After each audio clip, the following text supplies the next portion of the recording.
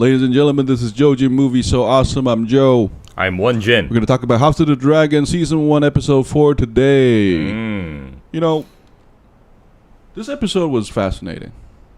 In that, you know, last podcast I said I thought this was going to be like a rest episode, but I was completely wrong. Well, it sort of was, in a sense. I guess so, but this show never relents on the conspiracy thing. It really feels like Game of Thrones Season 1 to me. Because in a more like a broader timeline. Because you see problems piling up after up. There's really never no resolution. And the funny thing is, I find it interesting that almost every episode so far is named after Daemon, which is interesting. That's true. Yeah, this one was King of the Narrow Sea. But you know, the highlight for me has been Viserys.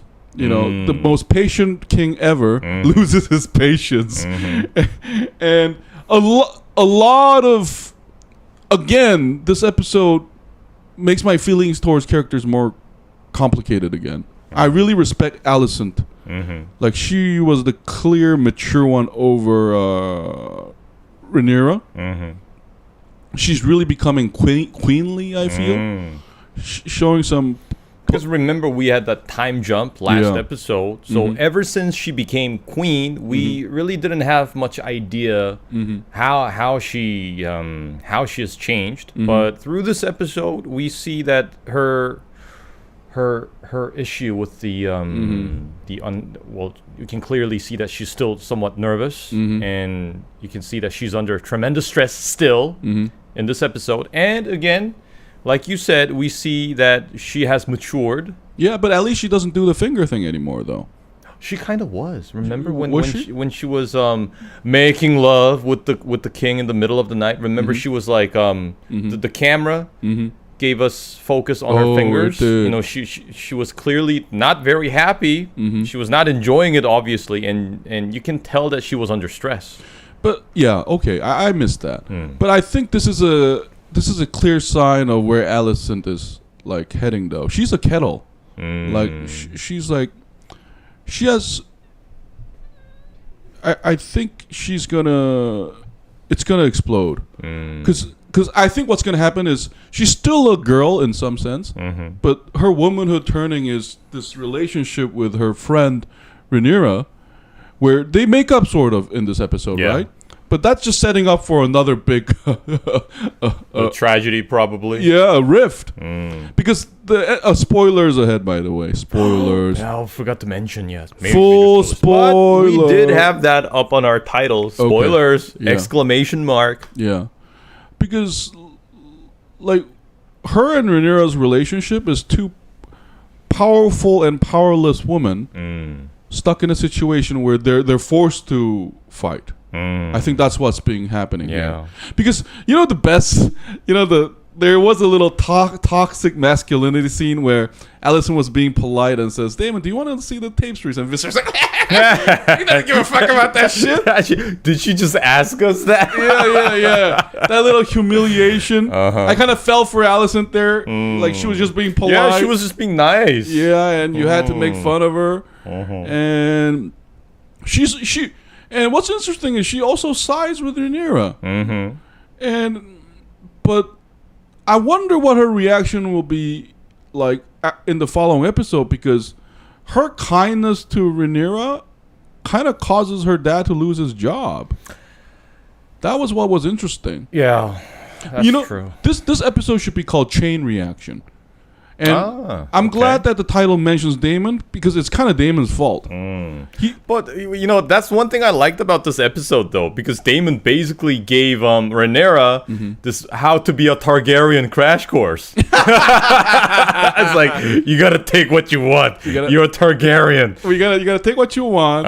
You gotta fuck your family member. You bang who you want to bang. Yeah. And Rhaenyra, as smart as she is, she just immediately gets it. She goes back. She's like, yes, I'm gonna take what's mine. That's true, but he also shares some wisdom, though. Remember in that theater scene where Yeah. he tells Rhaenyra, just you want, but that's the truth of the street. I Yeah. mean, that's what the people are thinking. yeah, you can tell Daemon is kind of like he's a prince that lived outside the castle for a long time and has a grasp of reality. Yeah, that's very good point. Yeah, because Rhaenyra says their opinion matters. She's reiterating what she said to the Kingsguard in last episode, but she's wrong there. True.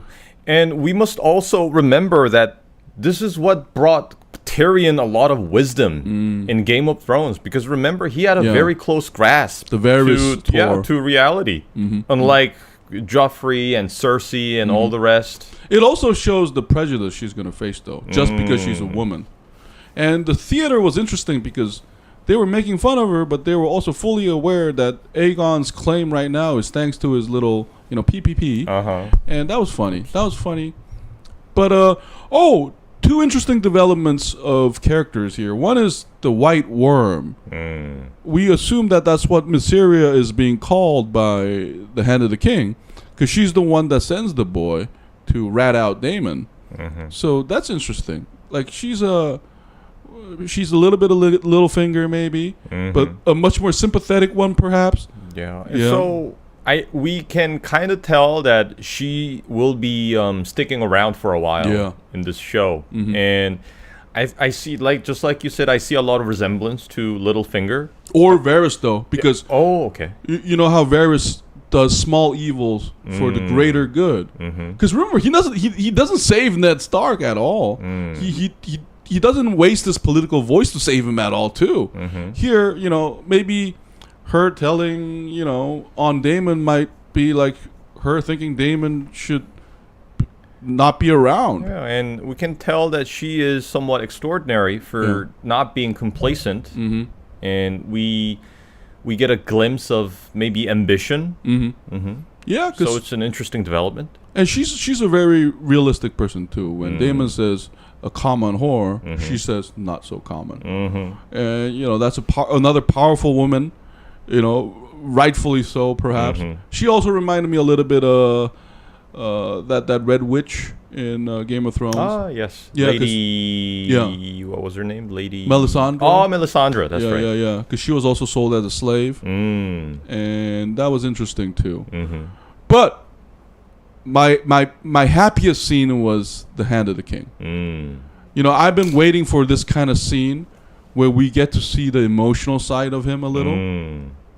And I love that scene after he receives the tip, that 30-second before he enters Viserys' crown room. Like he's you can tell that he's hesitant about this. Yeah, but what I love about it is why he's hesitant is up to interpretation. I think multiple feelings is going through him. One is, fuck you! Finally! How do I... torpedo that bitch and make sure my grandson gets that crown. But the weird thing is, I also, for the first time, I felt like he was a sympathetic character. Because remember, he himself also has a daughter that he pimped out. No, but what I mean by that is, as Viserys later says, every house is self-interested. But what he did so far is he aligned what is right with his self-interest. Because he's absolutely right when he said in the last episode, it doesn't matter if Rhaenyra is a brilliant queen, she's a woman. And then we look at the small folk theater, and he's right. That's true. He's talking about the natural law of that age. It just happens to align with his interest perfectly. And another thing is, I also see a smart man who's stupid. That tunnel vision thing? Yeah. You know how sometimes smart people makes mistakes? Because he's so, thinking about that he's kind of losing that sense a little. And Viserys was... and his scene with Viserys was really good. Where Viserys says, are you so fucking ambitious, sick with ambition? That now you bring this to me? As soon as I wake up. Yeah. That was kind of fair and unfair. Viserys keeps showing us that he's sharper than he seems. Yes. And I love the fact that they're showing us how, like you said, how patient he is. Because we not once see him lose his temper completely. and he was surprisingly nice about it. I mean, yes, he was upset, but he didn't have to yell. I mean, at some point he did, but he did not have to scream, because what we saw from Game of Thrones, you know, kings like Joffrey and Cersei, they like scream, yell, and they're very emotional about things. But he was very, in a sense, he was very clinical on the way he handled this. There are three. Like, leave me. Yeah. There are three other scenes that show that he is kingly. One is with his brother Daemon. Yes. Daemon was so arrogant, but he says, "You're no conqueror. Facts. It doesn't matter. Perception." Like to his daughter. That's Facts right. number 2. Yeah, I love that. I love that line. And perception is what that mattered. And best scene, underrated scene probably, is the one with Alicent. He is so sharp that he says, "Do you think he was lying?" And then how would that serve his interest? And then Alicent says, "To reduce you." So Alicent has high emotional IQ there. That's a deep psychological thing that she understands. So by saying that, I thought that was very wise of her to say that. That was to wisdom. Reduce you.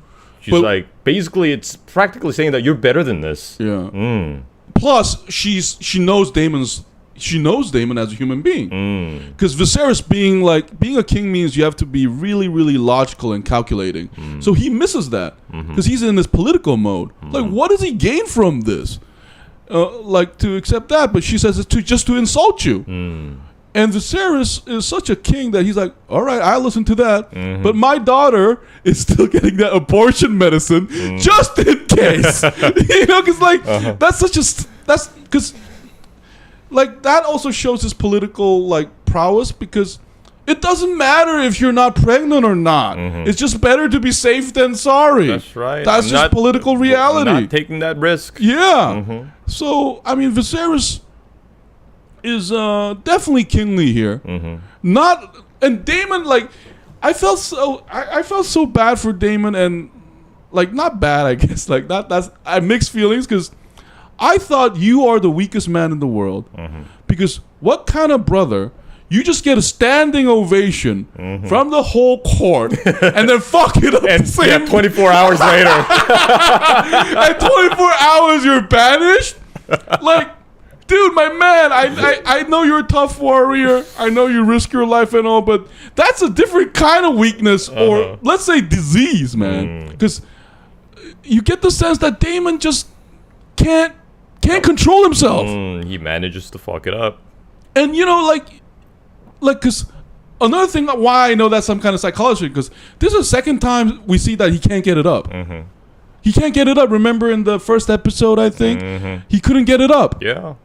For some reason, and here we see it happen again. Yeah, but like it's like, okay, this is like very Sigmund Freud shit going on here.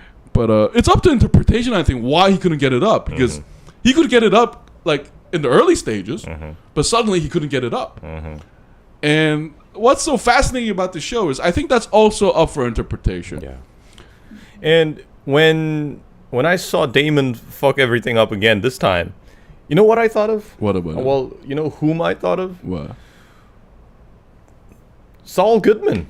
Oh, you did? Yeah, I was seeing this like overlapping image of Jimmy.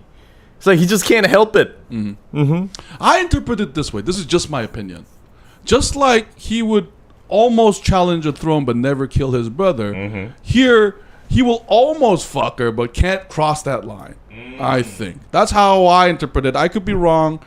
You could argue that, you know, like it was a weird sex thing where he has to always be dominant, because you know, we see Rhaenyra actually digging it. Yeah, that's true. Yeah, which was interesting.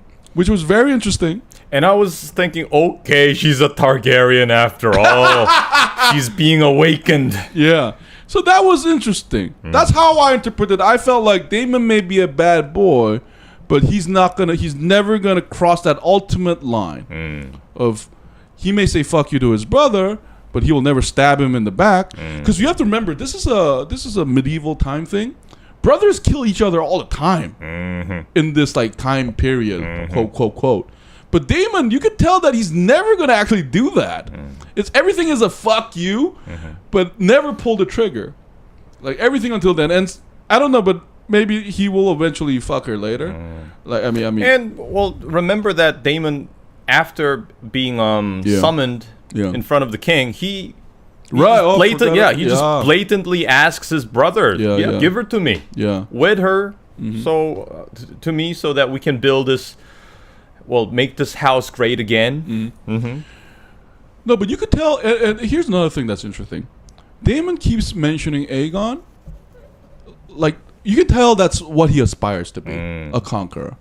But I felt like Viserys had a more comprehensive view, because he mentions a lot of ancestors. He mentions Aegon, but he focuses not on the conqueror part, but the Song of Ice and Fire. Oh yes, that's the part where he mentioned the perception. Yeah. And he was showing his disappointment, expressing his disappointment to Rhaenyra, and again mentioning that the responsibilities that they bear just goes beyond the kingdom. Right, right. And he mentions a lot of Jaehaerys, his predecessor. And you know what this shows? It's the weight of legacy. If you're founding, king, is called the conqueror of the seven kingdoms, and had a fucking Song of Ice and Fire, you're like, how am I going to live up to that legacy? Like being the great grandson of Genghis Khan or something. Yeah, because Viserys, every episode so far, you can tell Viserys is not only weighed down by the crown, but the legacy before him. Because you know that monument he makes of old Valyria. And it's something I think Daemon and Rhaenyra hasn't... they can't understand. They only enjoy the privilege of being Targaryen. Because imagine, Alicent had such a sharp line too. Oh, poor you have hundreds of suitors. Most women has 2 if they're lucky. And you can tell that Rhaenyra and Daemon too is living in a privileged life. Just the pros though. Yeah. The con. In a bubble. Yeah, the con is all way down by Viserys. Look at his... Okay, poor Alicent. But that body thing was a little shocking. My guess was already wrong. He's not losing his hand. He's losing his entire fucking body. Being pierced and stabbed all over. I know. That was interesting. That sex scene, juxtaposing with Daemon's, with her and Alicent. And I'm so glad that they show Alicent's side so many times, because I see a woman that is struggling with, the patriarchy of that time too. Because that line with Rhaenyra and their power relationship is always changing. I love it when she summons Rhaenyra and Rhaenyra's like, my friend, my queen. she brings all the sycophantic titles. Please. And then Alicent's line was so powerful because she says, if the lords thought you were sullied, and then that actress's face completely sold it, because me as an audience just saw her having unpleasurable sexual relationship with her husband. You couldn't... I think most audience would have felt so bad for her. And such strength too. Because maintaining that facade is a strength. It's something that Rhaenyra, who wants to be queen, must learn to do. Remember in the last episode, she was all rude to those ladies? Yeah. While Alicent was completely diplomatic. Oh, Lionel Strong, please sit down. Oh, I mean, inside she's like, this is so bullshit, but she's at least queenly, But I like the fact that they show different types of strength, right. as rulers. Because I remember another impressive moment in this episode was when Rhaenyra, after talking with her father, at the end of their dialogue, Rhaenyra basically tells her father I'm gonna do my job, you better do yours. Yeah, that part was it also shows us a glimpse of what Rhaenyra would look like as a ruler. See, but that's already a danger sign, because I feel like Rhaenyra and Daemon are really good at attacking. They're not good at mediating. So far, Rhaenyra has shown no mediating quality. Even the one with Daemon between Daemon and the High Tower. Yeah, and I guess Viserys' line was correct. He says they're Targaryens. They're chaotic. They can help themselves. That gave me a chuckle. And that made me sad for Viserys because that's basically like saying I'm chaotic too, but I'm struggling to keep it in order. Yeah, that's why I have these bodies because I'm a dragon too, and a dragon needs to fly, but I can't fly. So I'm eating up myself, and that made me feel really bad for him. Like he's a dreamer, and then his scene with the Hand of the King was also powerful. Yeah, I felt like that was the most dignified firing ever. That was really dignified because you know how in a way it was also very considerate. They meet up alone. Yeah, no need to embarrass him. No, his last line was beautiful. The king and the realm, thank you for your service. That's such a because you can imagine Daemon like, fuck you. Are you gonna hold on to this forever? You can imagine him having a party. Yo, he's fired, yo. But Viserys has dignity. He has a dignity that the other Targaryens have not shown. And I think it's because he meant it. I think that's why, because that was a genuine message. Yeah. The true two Targaryens that show dignity so far is him and her cousin, the Sea Snake's wife. Because she has been very, I felt like, dignified. Because remember that first scene from episode 1? I mean, her face is not happy, but, you know, you can imagine, like, Daemon and Rhaenyra on her place, how they would react. You know, she's somebody, I think, we will find out later, especially in the next episode, now that they're going to be family, like how much quiet strength she has, too. You can tell she's the more mature one. And you remember, we could also recall what happened to people who gloat in other people's misfortune in Game of Thrones. And you know what this episode is? This episode is also showing us Alicent and Rhaenyra as mentors, I think. Because I think Alicent's political sense definitely comes from her father. She just has another, like, I think she might be a better player than her father because of her EQ. Now, Rhaenyra is interesting because her teacher is definitely Daemon, because she's acting like Daemon. But another teacher I think she will have is her cousin, Rhaenys, because I think she needs another mentor like that too. You can't just be like Daemon if you want to be queen, and you need somebody from a high family with experience to teach you. Because Alicent was lucky to have her as a father. Yeah, because like her calculations are like they sound like her father. You know, that's what I found fascinating, and I think that will play out of like who they are influenced by. I'm hoping Lionel Strong teaches Rhaenyra. I love that. That'd be interesting. Yeah, I love that dude. The most reasonable guy in the small council. I was kind of disappointed to not see him in this episode. Yeah, I wanted to see him. I want to see him next episode. Like, he's so chubbylicious and such a what do you call it? Like, because the Hand of the King doesn't have that nice looking, like he looks like a bad guy. Like that actor with the sharp eye. He was in Spider-Man. So like he plays villains a lot. But like Lionel Strong definitely feels like a friendly Tyrion. Like I said last time, I think we said like he's Tyrion without the insecurities. Yeah, he's so smart. It's so, you know. So I want to see more of him. Plus, did you see the trailer for episode 5? No. It's the marriage. I always miss the trailers. Yeah. I think I should look it up in YouTube. Yeah, the 1 minute trailer that happens all the time after the episode. It was just the wedding. It was the wedding between Rhaenyra and Lionel. Oh, so she does get married to the Sea Snakes family. Yeah. But Rhaenys says swords will be drawn, and we get a scene of the Lannisters entering the wedding. But from the trailer, I assume they are pissed off because they were just promised the princess, but the princess rejected them. And I think this will show why like political like unity is important here, because great houses are subject to the king, but they have their own power. You know, it's like it's not a like it is an absolute power, but it's also like, not kind of like the feudal system. Sure, because you know how great lords are. You know, the emperor is far away above the mountains. Why do he care what he does here, right? And I think we're gonna see some factionalism because we see a brawl in the trailer too. So that's already signaling that there's gonna be some opposition to her as an heir, and I don't think I think maybe that will prepare her, because and I think who you are raised by is very important here, but because Viserys could be argued that he's a good dad.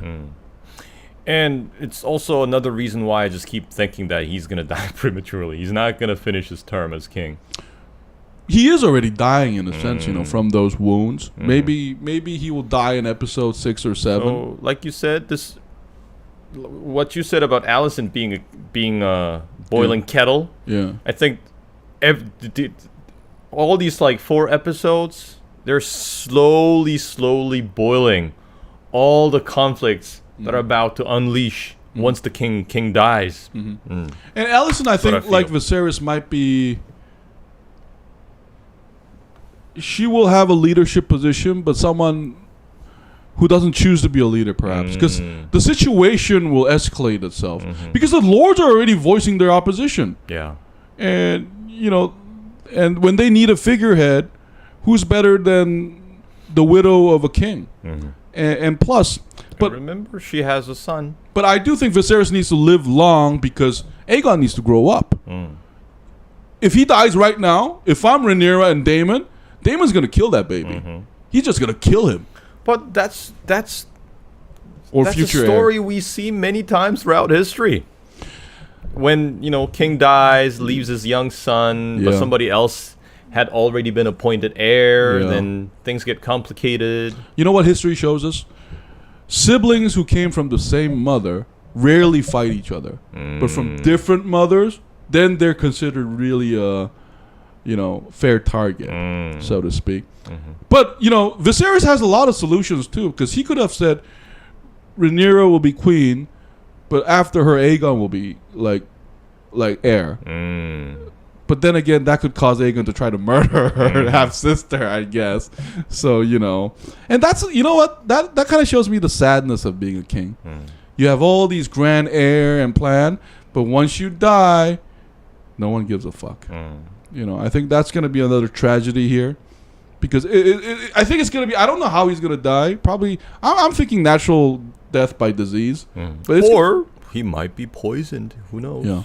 I mean, but his death will be like Ned Stark's, though. Everybody will keep talking about it, and his final decision will, I think, impact the entire series. Because he's everything is from his consequences. If he didn't marry Alicent, this wouldn't have happened.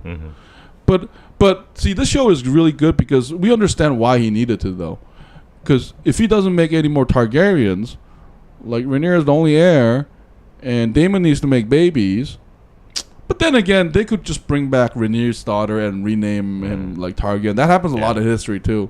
They can't find the bloodline anymore. Yeah, then you just adopt your relative's child. Some 16th cousin that has some of our blood living in a fishing village. Especially in Chinese history, there's always a fishing guy. Yeah, or a farmer. Yeah, they're kidnapped. Oh, you're his bastard. Get over here. Overnight, you're the emperor. Yeah. Like Claudius in Roman time. So that would be fascinating too. So can't wait to see what happens next. No, but I want to say this season is going to be escalation after escalation after escalation. And then just before things get interesting, even more interesting, it's going to end. And we're going to have to wait another year for the next season. Oh my God. I know they're going to do this. But I do. Hey, let's talk about that. How I think they will be really patient this time, because Game of Thrones, I think they one of their main priority will be, let's not rush this. Even if it takes 2 years, the next season will come in 2 years. I'm pretty sure they have it in their office, all plastered over the wall. Remember season 8. Yeah. They have it all over their office.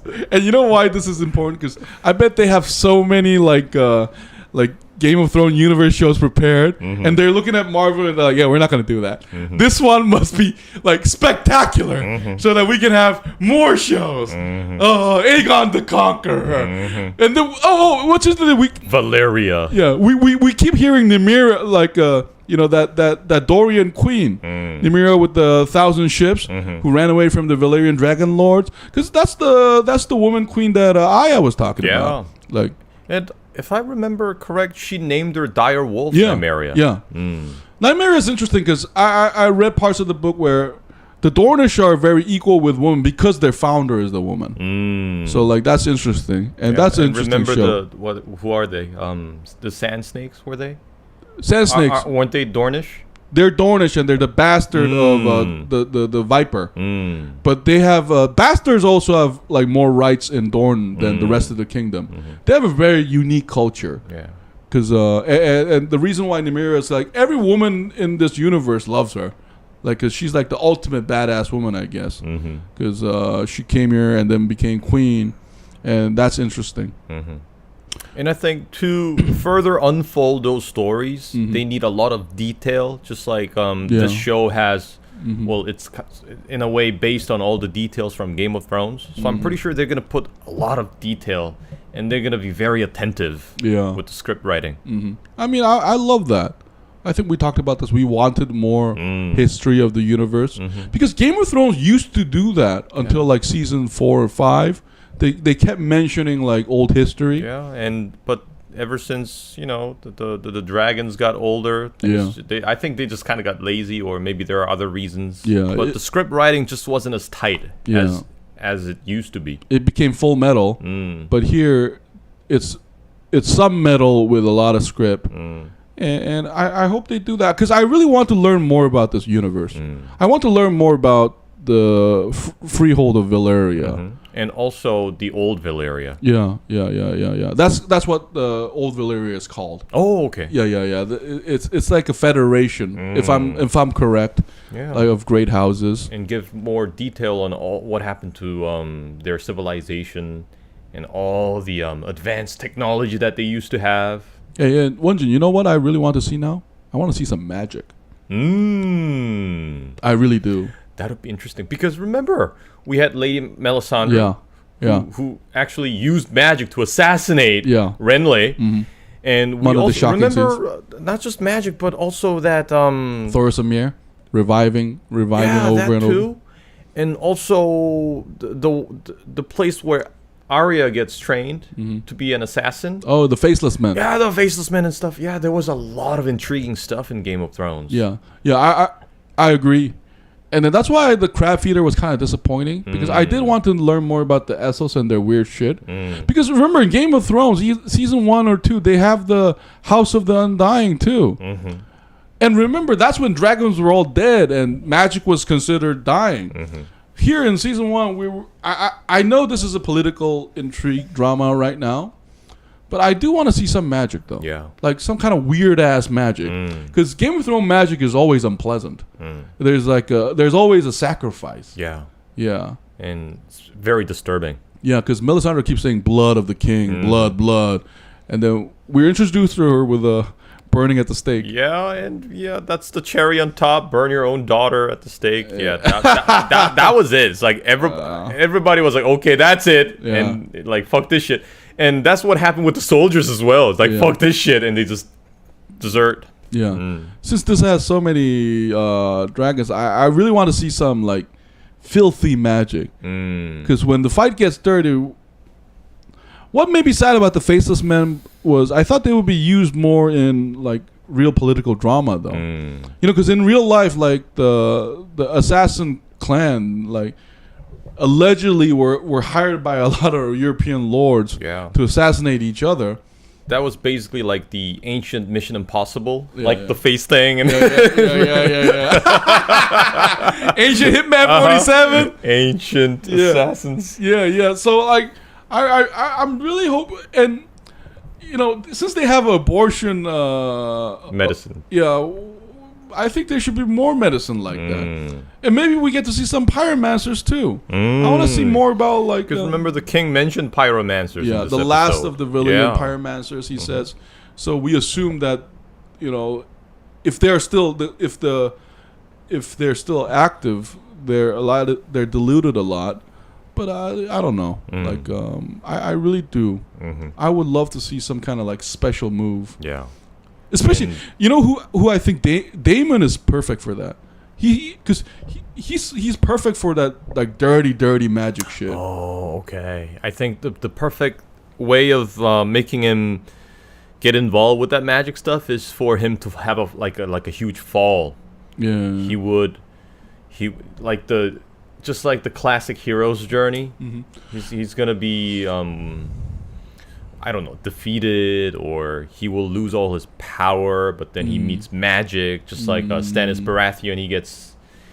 He completely gets enticed by it, and that's okay too. But I just feel like since he's the man of the world, he will know some kind of magic, dude. Hey, yo, I know this guy from Essos, yo, and Essos goes like, yeah, this mask works, and then you can imagine Daemon doing that kind of shit. Because I don't imagine Viserys ever doing that, like some kind of like pact with the devil stuff. It's not his style. But Daemon. And the Sea Snakes, too. Since Sea Snake traveled the world, he should know all these weird stuff, right? Like, I want to see some of those. Like, cause that's one thing I didn't like about Game of Thrones, the TV show. Because in the novel, some parts of what I read, because, like, Daenerys' retinue has a lot of weirdos. Like, in the book, they got, like, weirdos from Essos, like, the ones we see in, like, fantasy. Or anime, like a big dude who's always drinking, but like he fights like an animal and all that. But in TV show, we just see Missandei. Yeah, because the reality part, I guess. But I would like to see some weird ass things though. Like since this is like 200 years before, that would have been a lot more interesting. Because remember, in Game of Thrones, we do have big dudes. Among the White Walkers, not White Walkers, but the Wildlings. Yeah. Remember that big giant dude? Yeah, giant. Yeah. He's not a giant dude. He's a giant, man. He's like a literal giant. Yeah. That would be no. I agree with you completely. Yeah. I want to see some. And so he could be like the silent enforcer behind the queen. And when she gets upset, he will have that grin. Yeah. And when that doesn't work, then she's gonna summon the dragon. It's like, shut the fuck up. Yeah, because I was, in the Essos army, as much as I loved their hide in the cave war style, I thought they were going to bring in like wyverns or something. Because imagine, if you know they have dragons, shouldn't you train like falcons and stuff, like train falcon to kamikaze to a dragon's eye or something?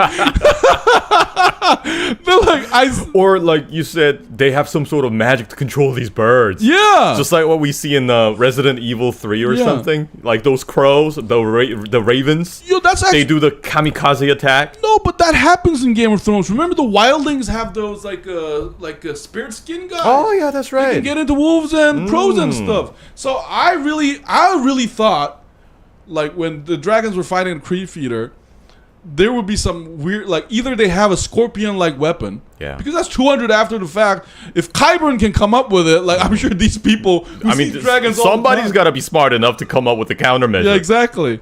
Or some magic stuff, because or that giant crab we talked about. Yeah, I really just wanted like that. the one from the Aquaman. Yeah, I wanted that. You said it. Yeah, the kaiju. Yes. Yeah. Because I think it was you who said it last episode. The Daemon and the Craxes having that bond thing. That seems magical. Not just like a dog and a owner bonding. So I would really like to see some crazy ass magic like that. You can clearly tell that was some like Avatar or Protoss stuff. Their thoughts are linked together. And you know what? Another small hope I have. Like, I wish they had like a dragon bonker in front of like the rider. Because like one thing, I guess it's not practical, but when Daemon was getting shot by the arrow, right after a while I was like, why? If you can make a saddle there, why not make a dragon bonker? Yeah. Like make yourself invincible. Just like what we see from those Humvees. Yeah, exactly. In Afghanistan or Iraq. Yeah, I mean, I'm joking and not joking because they have those armored plates. Yeah, I felt like the dragon, I think they can handle that weight no problem. So why not have a protective cover over yourself? Like, because it makes sense. Remember, like, even in like 16th, 17th century when like Da Vinci drew these drawings with like tanks and stuff, it's not like they didn't know about the technology we have today. That's why they couldn't make it. But like, he thought about it. Yeah, like metals can be tough even at those age. So I felt like they should have like a dragon like bunker and they or should something. have like some special material that came off from an old dragon, like the armor is made of dragon scale or something. Maybe, or it's a sign of hubris, though. Maybe they don't even imagine that's possible to like a rider to be like felled from the dragon or whatever, unless it's another dragon. You know, just like when I don't know why, but you know the Thrakis are always topless. 300 baby, 300. That's true, but no, but that makes sense practically because that's mobility. No, but they do need some leather armor at least, right? That will defend them. But yeah, that's like the 300 thing with Zack Snyder. Armor. Yeah. That's for pussies. That's what they will say. Yeah. But anyway, back to the details of this episode. Hey, what was your favorite scene, man? My favorite scene was the conversation between Rhaenyra and angry Viserys. The last part. Yeah, right? I like that part. Mm-hmm. Yeah, I mean Viserys definitely have showmanship because every time he reminded me a lot of Roose Bolton.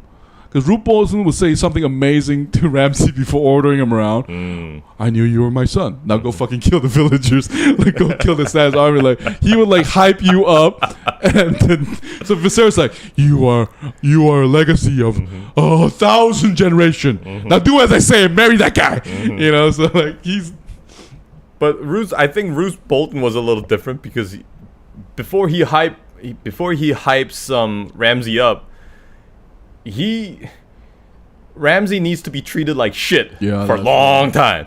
Hey, that's a good point you bring up because this show also brings about like parenthood again. Because you know what Game of Thrones is? Like you could argue that it's about bad parenting. Because Tywin is a bad father. Stannis is a good father until he burns his not. Kid. Yeah. But Ned Stark is but it also shows the sadness of parenting, I think, because you could argue that Ned Stark was a good parent, but his honor code gets him killed. And his entire family just basically slaughtered. But later they win. So it's a question of which parenting is the best. In a way, because Lannisters have short-term gains, but they lose because they eat each other. Oh, and yeah, we must also remember Jon Snow. Jon Snow is a Stark. Yeah. He's a Targaryen too. But so what I'm trying to say is here, I think Viserys is trying to be a good parent. But I think one of the tragedy of the show will be that because he tried to be a good parent, like it has a bad effect. Because you know, like one thing I like about Daemon is no one fucks with Daemon. I think like they will think twice before they fuck with Daemon. Since now that he's the king of he killed Crabfeeder. Now they will. I think he definitely has that fear part down. Like and you remember he inspires loyalty among his like men. Oh, that's true. The Gold Cloaks now, but he tells Viserys that the men crowned him king of the Narrow Sea. So when they saw him do the solo move, they're holy shit, that's our boss. Hey, to the king. Yeah, I canceled everything I said up to this point. Like when the show showed they showed the camera pins to them all pissed off at him. But they're like, if he goes to hell, I'll be right next to him. Yeah, that's a Jordan right there. Yeah, yeah. Like yeah. Oh! One thing we missed is that strong son. He's one of the Gold Cloaks. He runs into Rhaenyra, and I think that's Sir Harrow. Yeah, I think this episode intentionally shows every like relationship that will matter later. Because I think they put that in because there's something going on there too. Like, because remember in last episode he was eyeing Rhaenyra like, fuck yeah, you killed the boy, baby. You're my kind of chick, kind of look. So like run in again, and I couldn't tell if Daemon recognized him or not though. Like I don't think he did. Yeah. But he's also politically savvy like his father because he recognized the princess, but he also sees Daemon. So like, he very smartly don't do this again, boy. And like I didn't see nothing. I don't remember. I don't know shit. Yeah. Unlike that white. I'm just on my regular patrol. Yeah. Like, I mean, this episode could be called like "Snitches Get Stitches," because Hand of the King snitches, and then he loses. He gets the stitches. Yeah, he loses his job. Unlike Harwood, he's smart. He's like, I don't know. I don't want to know anything about what's going on here. La la la la la la la la la la. Maybe I'll tell my dad. But my dad is. See, that's why I like Lionel Strong. Remember, like, I think we said this in episode 2. Like, the Hand of the King, like, he's becoming too aggressive to the king, like too forward. That will cost him. That's why I like Lionel. I think he's playing the long game. I think he's like watching the situation. He's kind of a mix of Tyrion and Varys almost. He has self-interest, except he's smart enough to not like either directly confront the king like Daemon does, or the Hand does, but he also plays the long game. Yeah. And he also, like you said, very carefully expresses that he is not very content about the decisions the king made. Oh yeah. Yet it's not in his face. It's just. I think it's very subtle. Oh, you're absolutely right. Yeah, that's a good one. Unlike Hand of the King. Remember that scene, like Mary Aegon, like up to the face, like, right, oh, there is a solution. And Viserys like annoyed as fuck. Like he can just see like what he's thinking. It's like, I'm out here to hunt. Yeah. You think I don't know what you're thinking? Yeah. Because remember, Viserys gives Lionel the pop, and I think it also shows Viserys is a good judge of character. Because he pats him in the back while he's like fucking like drunk as fuck. But he recognizes that that's good counsel. But he also chooses which one to follow and which one not to. So, yeah. I mean, but Viserys is like, he's a better king than Robert. Definitely. Yeah. I thought Robert was a pretty lousy king. Yeah.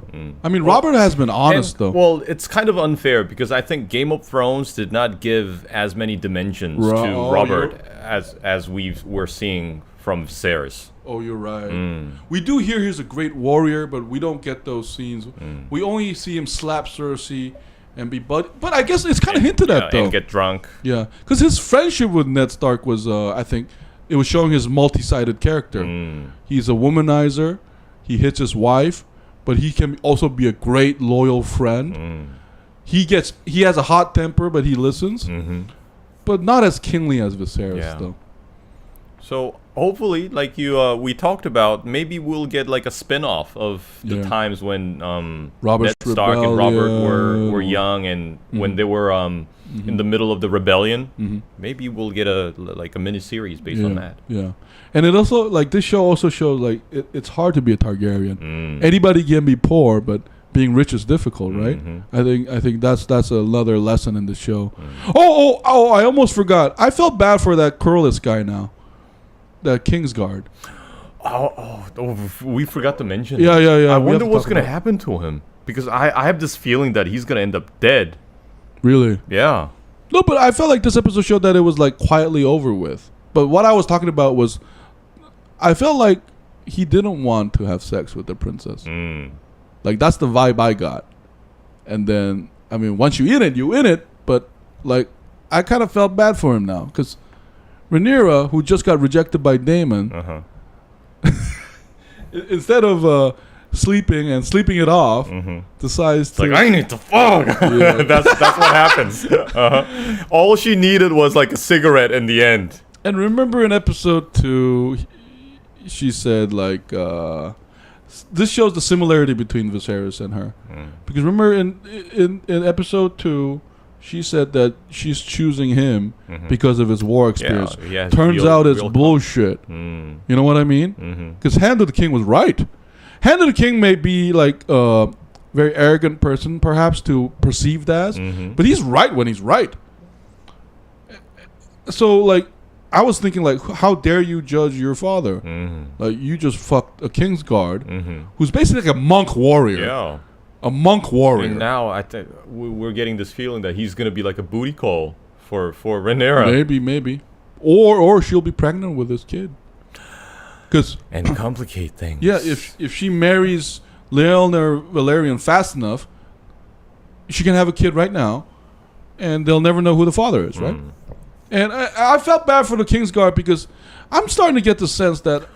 Oh, or maybe this series will come up with like a juxtaposition of what male conquerors do with Rhaenyra. She's gonna secretly have that baby, and he or she's gonna be like a bastard. Oh. That nobody knows about. Maybe. No, but like you can't hide that pregnancy. I think the only way it makes sense is she has to pretend that it's Leonor's like Leonor Valerian's son. Because if you're pregnant now and then you get married in a month and I have a baby 9 months later, you can lie about it. But I think the problem is, remember, Leonor is half black. There's no way. Like, so there's no way that he's gonna be convinced. So if she has a kid and kind of looks Dornish. That's what he's gonna say. Wait a minute. Look, hey man, hey grandpa. He's Nick. Yeah, that's what's interesting though. Like you have to. I guess that's a good point though. But I did felt bad for Kingsguard though. Like I felt he was an opportunist from the beginning, but now I see like the weight of the Kingsguard itself though. Because this show shows. You know, in Game of Thrones, remember that scene where Robert like berates Jaime? As Kingslayer. Yeah, treats the Kingsguard. I mean, he respects Barristan Selmy and asks about war, like old war stories. But here, you get to see like how those around those in power are affected by like their decision.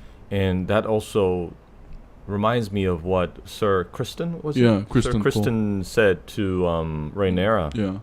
In the last episode. Right. Like they won't have a choice. Like it's about the servants, right? And I felt like Rhaenyra kind of forced that on him, to be honest. Like that's how I took it. And because he has to be silent about it. Because remember, like I was wondering, can he refuse her? Like what happens if he refuses her? Then he's gonna stand guard and worry about what the princess will tell the king, because the princess can lie to the king. He tried to fuck me, and he's gonna be drawn in court like execution by dragon. Okay, you try to touch the Targaryen flesh, like you're not like the execution is gonna be Dracarys. Yeah, no, Dracarys slowly, legs first. You know, all that stuff. That'll be interesting. You know, like if we get this like new commands to the dragons that we had no idea about. Like, oh my god, you could customize those orders. Like Dracarys, blah blah blah. It's like it's like real slow, just around. Yeah, no. That was another disappointment I had in the last episode. Because when Leonor said Dracarys, I was hoping he would say something more Valyrian, like different kind of Valyrian, depending on the writer. Because I guess Dracarys means like open fire, but I want to hear like stomp this motherfucker, like in high Valyrian. Like how Daemon speaks. It'll be like hit him with the tail first, and then catch him in midair like, with your claws and rip him apart. Yeah, Valyrian Mortal Kombat. Finish him. Like Dragon Xerxes look at him and does this complicated move. Yeah, and you say certain command, and the dragon's like looks back at the rider to confirm, like yeah. One like you sure you want that? You know, one command I want to hear is dive. Because like since they have a saddle, and I assume it has a belt too, I really want to see like a dive motion. I mean, there was kind of that in the last episode where Rhaenyra like grabs a couple of soldiers and toss them in the air. Yeah. That was like the eagle does in Lord of the Rings. But I do want to see like a command that's interesting. I think that's going to happen once the war becomes more complicated. Yeah. And I think you mentioned it. We want to see dragons versus dragon, right? So I wonder if the command will be. It can't be just Dracarys and Dracarys.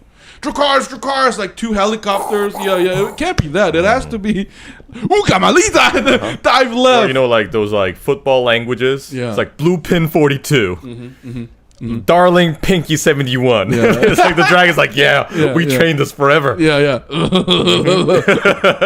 Yeah. I do want to see two dragons ripping one dragon off. Like that would be interesting too, because I'm pretty sure they're saving it. Yeah, they have to fight in the air. We will see a dragon versus dragon battle. Yeah. Yeah, and I want to see how dragons die. Like, because we saw it in Game of Thrones, but they seem extremely durable. Mm-hmm. But what if they fall? Like, aren't they gonna break every bone in their body I too? don't know. And I wish to see like the dying dragon dying very spitefully. He's like, "Fuck you!" Oh yeah. Instead of just like dying peacefully with their eyes closed, from just like what we saw from Game of Thrones. I want them to be spiteful of their death. That's interesting. But I even in Game of Thrones, I felt like the black one. What's his name again? Oh, Drogon. Drogon. I felt Drogon will die spitefully because he's the most like angriest of the three, right? He's the biggest and the angriest. Remember that scene when he gets shot by the scorpion? And then he lands, and then he just like breaks. Yeah, it. he just like shatters it. Yeah. It's like, fuck this. Yeah, 200 IQ. He knows that's the problem, and then destroys it. And Braun just like runs for his life. Yeah. And protect mommy mode is his smartest. No, because even like last episode, he seemed to understand abstract concepts. Like that throne killed my mother. I wish they would have explored more of that. Yeah. I think they will because of the telekinetic thing. I feel like they understand humans. They kind of do. And you know what would be interesting? Like they're magical creatures. Like I want to learn. Remember in episode 2, was it like Viserys says the dragons caused the fall of Valyria. I want to know more about that. Like, what would be interesting is they eventually like run out of all these like spin-off ideas, and they eventually make House of the Dragon. But this time, House of the Dragon. what do you mean? Dragon. House of the Dragon. Targaryens aren't dragons. Dragons are dragons. So what happened to dragons before Targaryens tamed them? So are you talking about like? That's right, just like Jurassic Park or something. House of the Dragon, like real dragon. No, but the dragon's origins are mysterious though. Like I think the book never fully like it's up to maybe they found dragons or whatever. But the tie with Targaryens and dragons are. I don't know, but I think they will always keep that a mystery, though, to make us like, because one of the strengths of Targaryens are they're mysterious, like they're special human beings, because they have unique body traits not shared by others. They don't get burned. Yeah, according to which is tremendous. Yeah, and they all have silver hair, which is weird, and that's fascinating. But anyway, this episode, I mean, it's strike after it's hit after hit after hit. Maybe there'll be a home run around episode 6 or 7. Yeah, like a real big one. Judging from our the previous episode, if they're capable of squeezing that in the last 10 minutes of episode 3, I'm asking myself, like, what's waiting for us? Yeah, remember we got 6 more episodes left. This is episode 4, and we're already getting some like real epic stuff. And what's impressive is the story is progressing really fast, like super fast.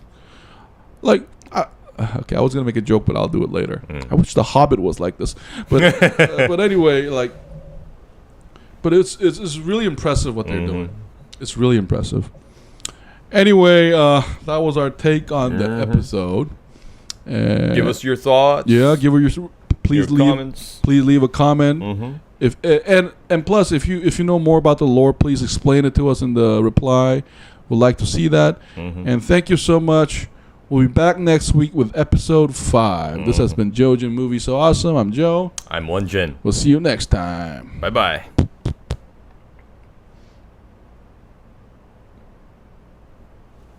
Oh man.